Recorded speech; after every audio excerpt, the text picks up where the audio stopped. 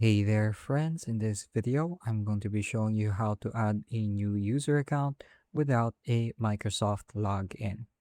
So to do so is really easy. All we have to do is hold Windows and R and type in CMD. Now let's press Ctrl Shift and Enter. That way it is run as an administrator. And then we're simply going to type in two lines.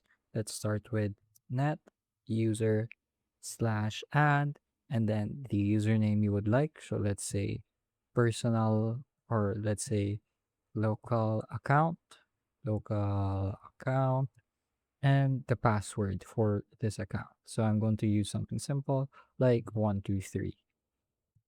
So once you press enter, the command has been completed successfully. So I've added a local account with this name and this password.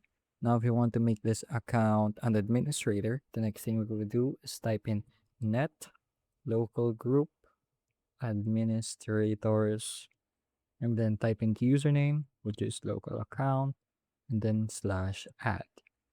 So once you've done that, your new account should now also be an administrator. So you have administrator privileges when doing specific actions.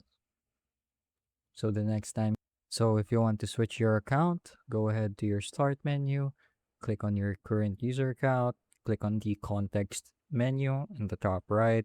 And as you can see, we have a new account here, a new user called local account.